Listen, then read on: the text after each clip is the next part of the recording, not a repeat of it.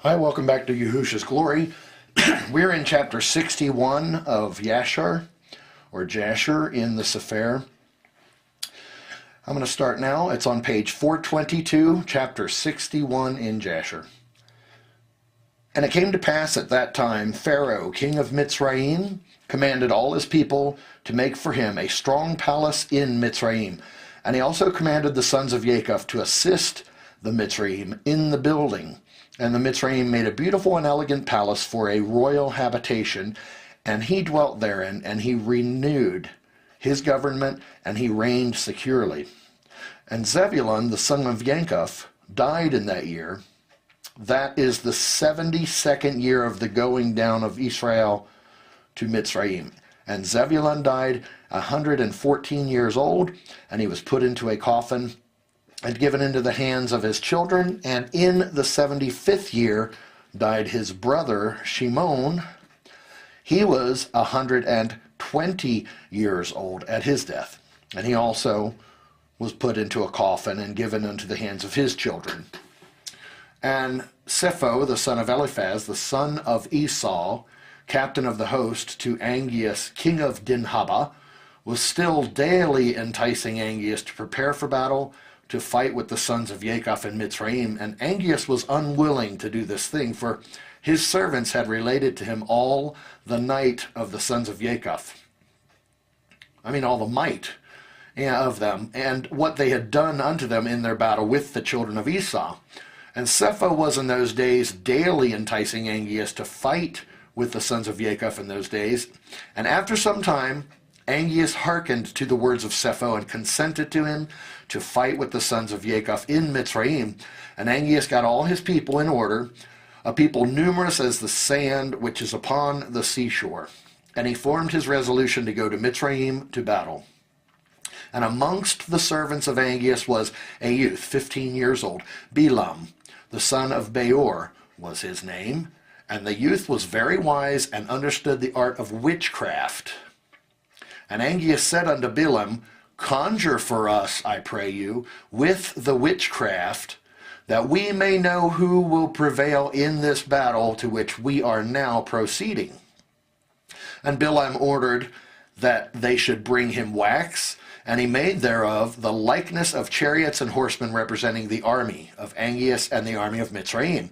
And he put them in the cunningly prepared waters that he had for that purpose, and he took in his hand the boughs of myrtle trees, and he exercised his cunning, and he joined them over the water, and there appeared unto him in the water the resembling images of the hosts of Angeas falling before the resembling images of the Mitzrayim and the sons of Jacob. And Bilam told this thing to Angeas, and Angeas despaired and did not arm himself to go down to Mitzrayim to battle, and he remained in his city. And when Sefo, the son of Eliphaz, saw that Angeas despaired of going forth to battle with the Mitzrayim, Sefo fled from Angeas from Africa. And he went and came unto Kittaim. And all the people of Kittaim received him with great honor, and they hired him to fight their battles all the days. And Sefo became exceedingly rich in those days, and the troops of the king of Africa still spread themselves in those days. And the children of Kittaim assembled and went to Mount Kupzizia on account of the troops of Angeas, king of Africa, who were advancing upon them. Now, and it was one day that Sefo lost a young heifer, and he went to seek it, and he heard it lowing round about the mountain. And Sefo went, and he saw, and behold, there was a large cave at the bottom of the mountain, and there was a great stone there at the entrance of the cave. And Sefo split the stone, and he came into the cave, and he looked, and behold, a large animal was devouring the ox from the middle upward. It resembled a man, and from the middle downward it resembled an animal. And Sefo rose up against the animal and slew it with his swords. And the inhabitants of Kittaim heard of this thing, and they rejoiced exceedingly, and they said, What shall we do unto this man who has slain this animal that devoured our cattle? And they all assembled to consecrate one day in the year to him. And they called the name thereof Sefo, after his name, and they brought unto him drink offerings year after year on that day. and they brought unto him gifts. At that time, Janiah, the daughter of Uzu, woman of King Angeas, became ill, and her illness was heavily felt by Angeas and his officers. And Angeas said unto his wise men, What shall I do to Janiah, and how shall I heal her from her illness? And his wise men said unto him, Because the air of our country is not like the air of the land of Kittim, and our water is not like their water. Therefore, from this has the queen become ill. For through the change of air and water she became ill, and also because in her country she drank only the water which came from Purma, which her ancestors had brought up with bridges. And Angeas commanded his servants, and they brought unto him in vessels of the waters of Purma belonging to Kittim, and they weighed those waters with all the waters of the land of Africa, and they found those waters lighter than the waters of Africa. And Angeas saw this thing, and he commanded all his officers to assemble the hewers of stone in thousands and tens of thousands, and they hewed stone without number. And the builders came, and they built an exceedingly strong bridge, and they conveyed the spring of water from the land of Kittim unto Africa, and those waters were for Janiah the queen, and for all her concerns to drink from, and to bake, wash and bathe therewith, and also to water therewith all seed from which food can be obtained, and all fruit of the ground. And the king commanded that they should bring of the soil of Kittim in large ships, and they also brought stones to build therewith. And the builders built palaces for Janiah the queen, and the queen became healed of her illnesses. And at the revolution of the year, the troops of Africa continued coming to the land of Kittim to plunder as usual, and Sefo, son of Eliphaz, heard their report, and he gave orders concerning them, and he fought with them, and they fled before him. And he delivered the land of Kittim from them. And the children of Kittim saw the valor of Sefo, and the children of Kittim resolved, and they made Sefo king over them, and he became king over them. And while he reigned, they went to subdue the children of Tubal and all the surrounding islands. And their king Sefo went at their head, and they made war with Tubal and the islands, and they subdued them. And when they returned from the battle, they renewed his government for him, and they built for him a very large palace for his royal habitation and seat. And they made a large throne for him, and Sefo reigned over the whole land of Kittim and over the land of Italia 50 years. Future tense, petty wars and contentions of the nations of Africa with Sefo. In that year, chapter 62, page 424, chapter 62, Jasher. In that year, being the 79th year of Yisrael's going down to Mitzrayim, died Reuben, the son of Jacob, in the land of Mitzrayim. Reuben died, and they put him into a coffin. He was 125 years old when he died. He was given into the hands of his children, and in the 80th year died his brother Dan. He was 120 years at his death, and he was also put into a coffin and given into the hands of his children. And in that year died Chusham, king of Edom, and after him reigned Haddad, the son of Bedad, for 30 years. And in the 81st year died Issachar, the son of Jacob, in Mitzrayim, and Issachar was 122 years old at his death. And he was put into a coffin in Mitzrayim and given into the hands of his children. And the 82nd year died Asher, his brother. He was 123 years old at his death, and he was placed in a coffin in Mitzrayim and given into the hands of his children. And in the 83rd year died Gad. He was 125 years old at his death, and he was put into in a coffin in Mitzrayim and given into the hands of his children. And it came to pass in the 84th year, that is the 15th year of the reign of Haddad, son of Bedad, king of Edom, that Haddad assembled all the children of Esau, and he got his whole army in readiness, about 400,000 men, and he directed his way to the land of Moab, and he went to fight with Moab and to make them tributary to him. And the children of Moab heard this thing, and they were very much afraid, and they sent to the children of Midian to assist them in fighting with Haddad, son of Bedad, king of Edom.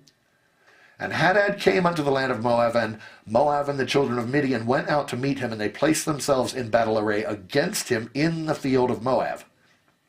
And Haddad fought with Moab, and there fell of the children of Moab and the children of Midian many slain ones, about 200,000 men.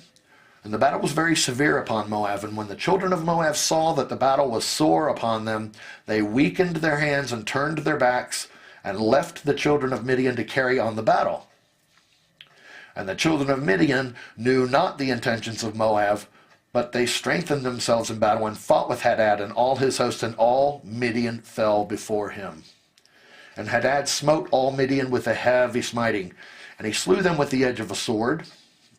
He left nothing remaining of those who came to assist Moab. And when all the children of Midian had perished in battle, and the children of Moab had escaped, Haddad made all Moab at that time tributary to him, and they became under his hand, and they gave a yearly tax as it was ordered, and Haddad turned and went back to his land. At the revolution of the year, when the rest of the people of Midian that were in the land heard that all their brethren had fallen in battle with Haddad for the sake of Moab, because the children of Moab had turned their backs in battle and left Midian to fight, then 5 of the princes of Midian resolved with the rest of their brethren who remained in their land to fight with Moab to avenge the cause of their brethren. And the children of Midian sent to all their brethren, the children of the east and all their brethren, all the children of Keturah came to assist Midian to fight with Moab.